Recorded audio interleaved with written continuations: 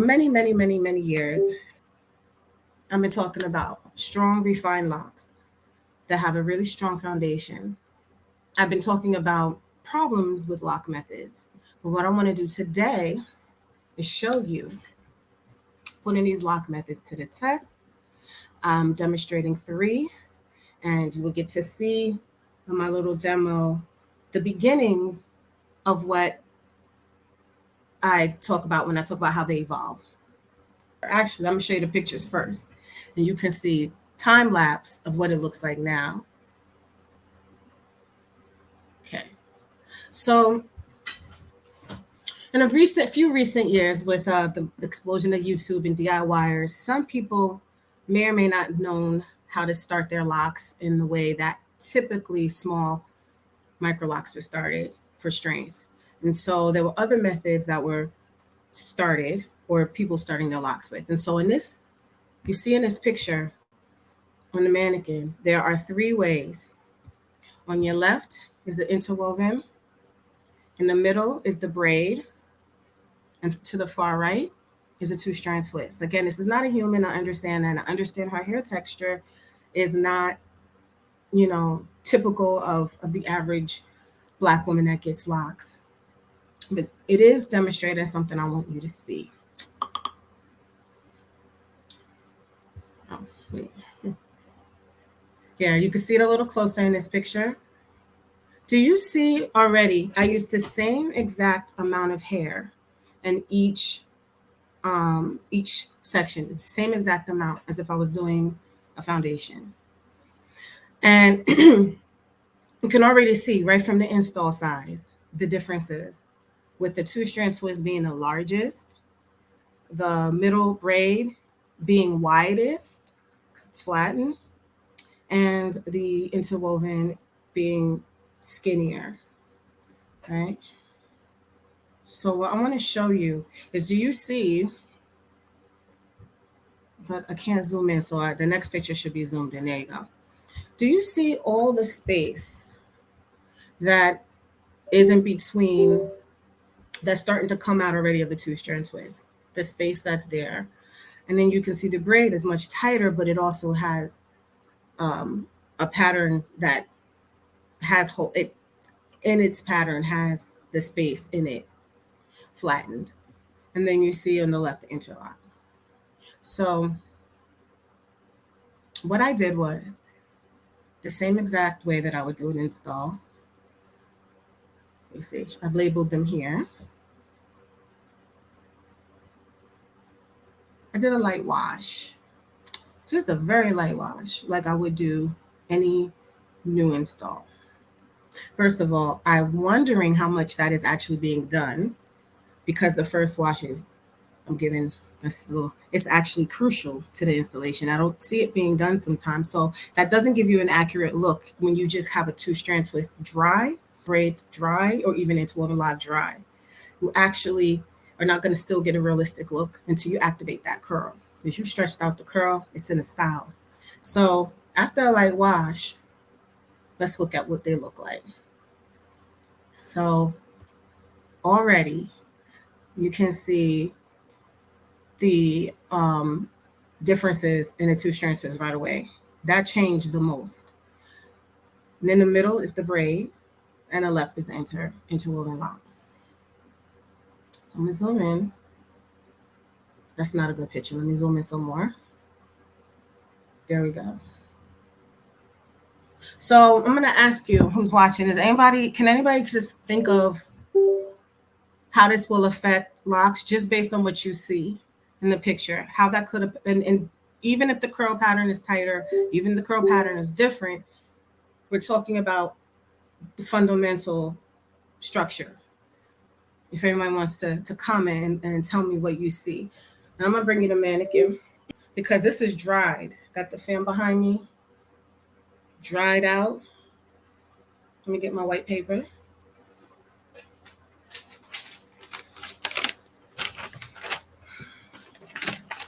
Look at that difference.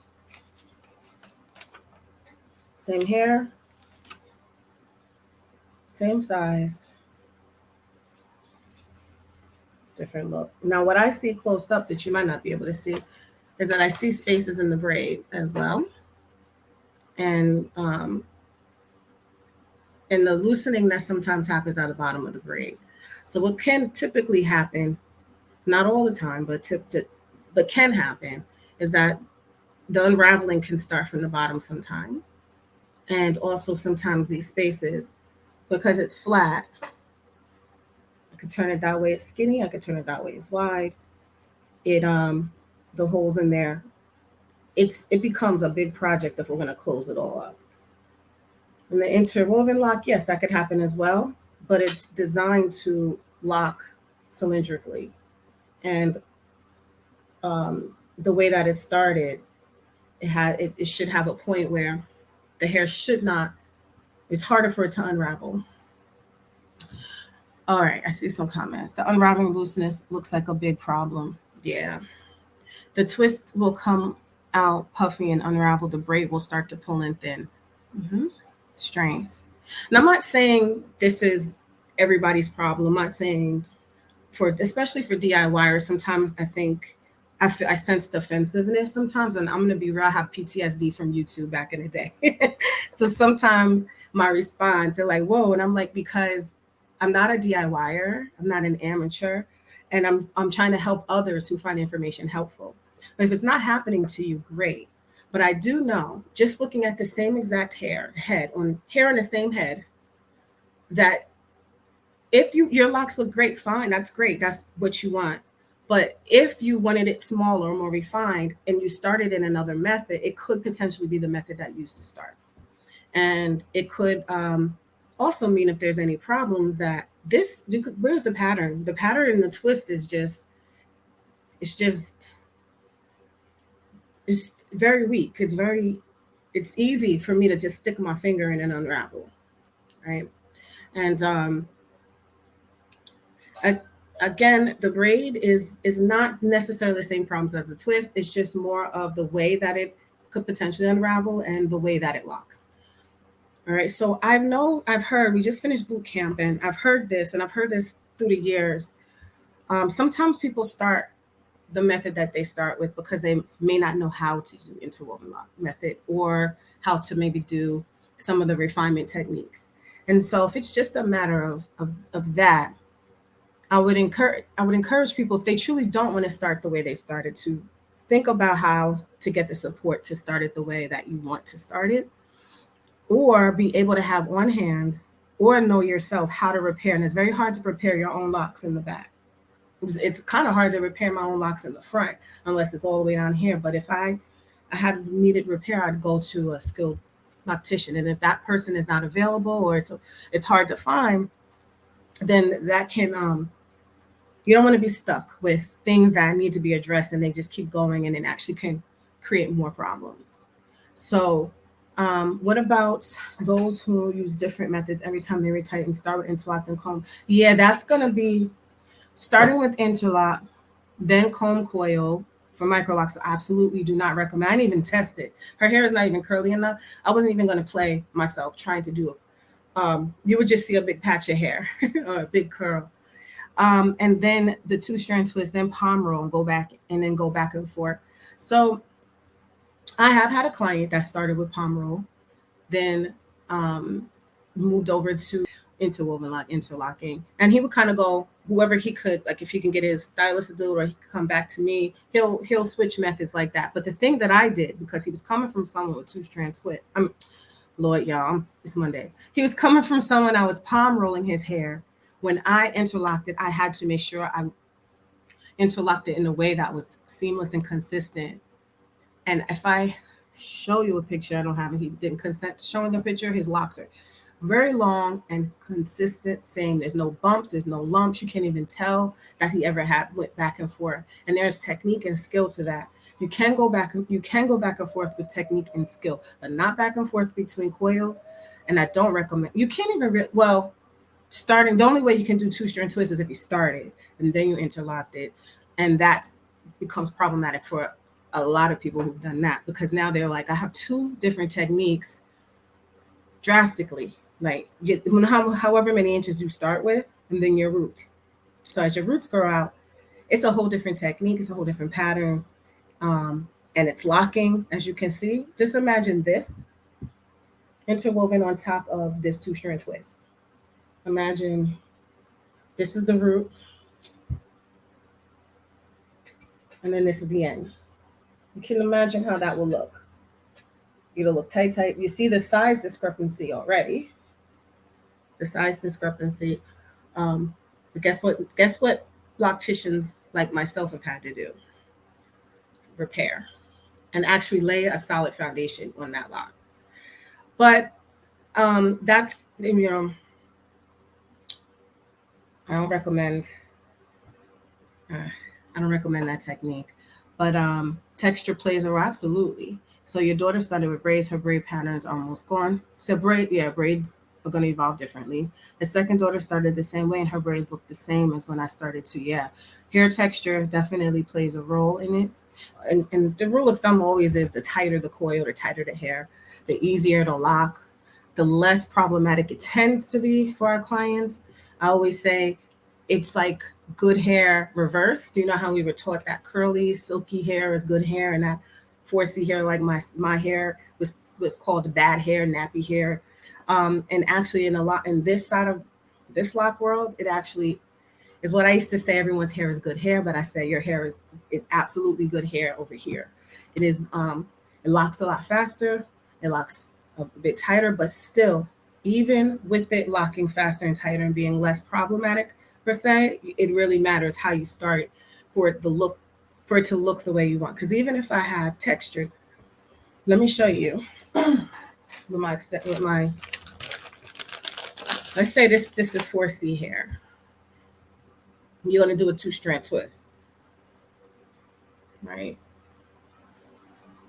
So if I were to 2-strand twist this, yeah, the hairs might stick together a little bit. I'm doing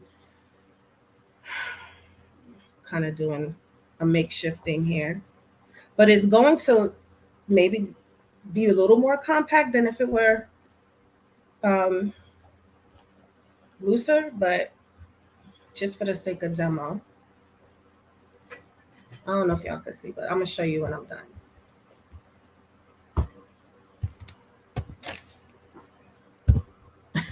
Y'all can see. Okay, can y'all see? So let's say I'm 2-strand twisting this, right? A hot mess, first of all. So yeah, it might come together a little bit better. I said I do it real super tight. So I think the purpose is you don't want it an install to look, oh, it looks similar to what, the other ways that Microlocs has started. You want it not to look similar. You want the foundation to be what is necessary for it to evolve the way that you want it to evolve. But I'm really speaking to on a professional level again, and for any DIYers who want to take the advice. I don't tell DIYers what to do with their own hair, but I will give advice for those who are open to seeing what's best for them. This is a twist with that kinky hair, right? But if I were to, maybe next time I'll do it, start it with a braid or the interwoven lock technique, it's already going to be skinnier because this, okay, I'll tell you what I see too in a chair. Spot like this, let's say this might get hard, but this spot might be softer, a spongier lock with a lot of space in between that is making it bigger than what it should be.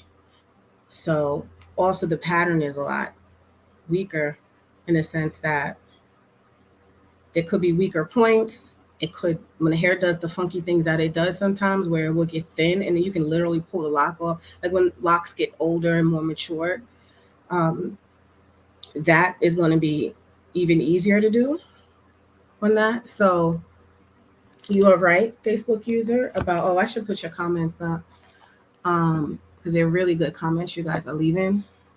If anybody on IG has any comments, I'm primarily focusing on the Facebook group. So if you want to see what I'm doing, come on over. So Mira said, the unraveling loose looks like a big problem. The twist will come out puffy and unravel. The braid will start to pull in thin. Perhaps somebody's, Sandra said strength. Absolutely. And this is that question about using the different methods. What we talked about. Um, skill is needed if you go in between interlock and palm roll. Bigger lock. Oh yeah, I didn't give the disclaimer. I'm not talking about palm rolling micro locks. I'm talking about big locks, traditional size locks. Otherwise, it's gonna be a hot mess with micro locks if you do this. It's gonna be a hot mess. It's gonna be so inconsistent, so problematic. Even if it passable and you know there's the structural integrity of the foundation of the entire lock is all over the place. It's not going to evolve evenly or consistently. I say if you're going to do another method, stick with it. But you can't, with the problem with two-strand twists is you can't get the new growth. You have to interlock it. And that's why historically that has not been a foundation of these small locks. It's not been don't you think people have thought about starting locks that way, this size, for years before sister locks came out and formalized the system?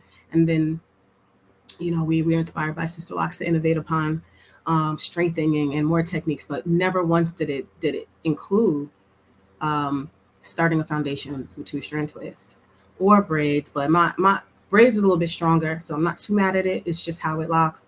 Um, I know that gets sometimes, I don't know. People, I say sometimes people get emotional. Hair is emotional. I'm a therapist. I pick it up, and I just say, for me, I would have loved to have that advice. The time that I started my locks was a different time. There was no YouTube at all. YouTube wasn't even out. Um, it was just internet photos and me speaking to actual pros and going to pros. So we never had a conversation about the method. So now I'm hearing people tell me that they're going to quote unquote locticians or pros that are saying pick a technique you want to start with, and right off the bat, to me that's pretty odd, because as a pro who would see hair, I've seen hair now that I've started almost 15 years ago. Clients have their locks that I've started from 2009. I can see the progression, but I've never seen the progression of a two-strand twist that long, because it wasn't done that long ago. And I've seen braids a little longer. I do have a friend of mine. She has a popular brand, and she started her locks with braids. Her locks are very nice, but she did have to go get it interlocked at the root and get some work done to them. And so she's the person I can see with long term with braids. But I just say, when I hear those stories, a lot of people don't know. I didn't know when I started what the heck was being done in my hair. I had no idea.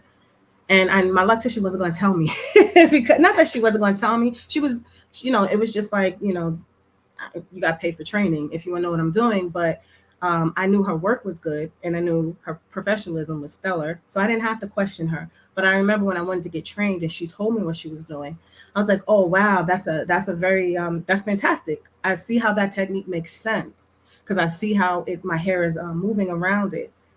Um, when locticians are like pick a pattern, people don't know sometimes. They're like, what? And then it's just problematic all around. So we don't train on that in Microloc Master. We do train on the technique that provides the best results, that have been proven to get long term. And I did want to put this to the test, because I wanted to see in real time, just from a quote unquote install, the differences that happen right away, right away.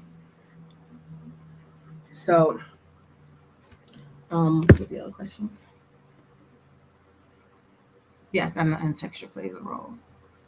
Um, we also have someone in boot camp that started her daughter's locks with twist, and she's noticing some problems. Her daughter's very young, so she's considering taking down an entire install that took her forever to do.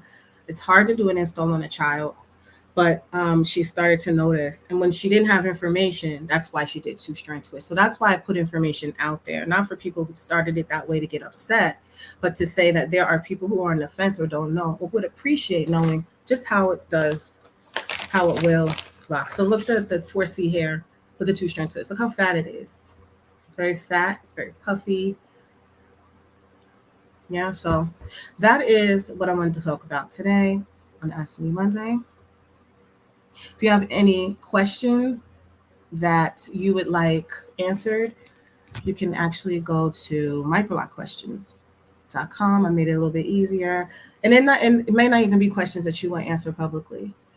So we have two things going. So microlocquestions.com, and also we are opening enrollment September 1st, just for those. And some people on the wait list got a special email late last night. I'll do an info session for the open enrollments if you have questions about anything. And I also give some more tips. Actually, I still have more of a slideshow to show you. I forgot. I put some slides up here with some more info. Okay, so that was wet, right? The 3 methods wet. And now we're seeing the 3 methods dry.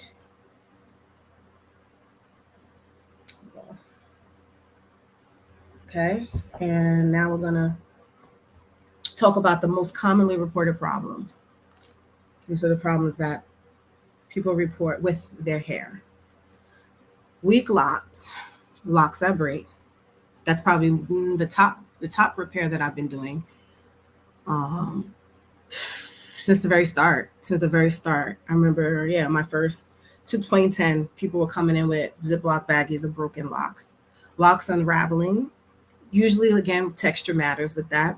So there would be more of a problem with a looser texture. Uneven shape, size, or bunching. Make this a little bigger so y'all can see. The hairline locks not staying, not locking. Hair thinning, hair balding. And not necessarily due to pulling or tugging or problems with the professionalism of the stylist per se, but sometimes it has been something that I've heard, especially with a specific tool that was being used that has moving parts, which is why my hair tool doesn't have moving parts and why the ones I promote don't have moving parts, because it was catching and it actually was ripping people's hair out. But sometimes also being tightened too tight was another issue, and it would do like the alopecia. Attention alopecia could become an issue.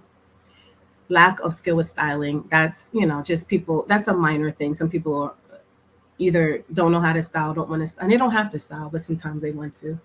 And proper maintenance routines has also been a big question. How to properly take care of their hair, of their locks. I always say it corresponds to the stage. Very important that you know your stage that you're in, so that you know the proper routine for that stage, and also what proper routines you need to be doing as your hair progresses. And even older, more mature locks, mine's almost 15 years, I still have maintenance routines that I need to do a specific way that are different from previous years. So maintenance routines is a really important part. Hi, good afternoon. Hi, IG. You're quiet, so I didn't. And IG, this might be the last time that I go live on here. If you want to join the Facebook group, you can join the Facebook group. I was seeing how many questions you guys were going to ask today, because you did ask a lot the past 2 Mondays.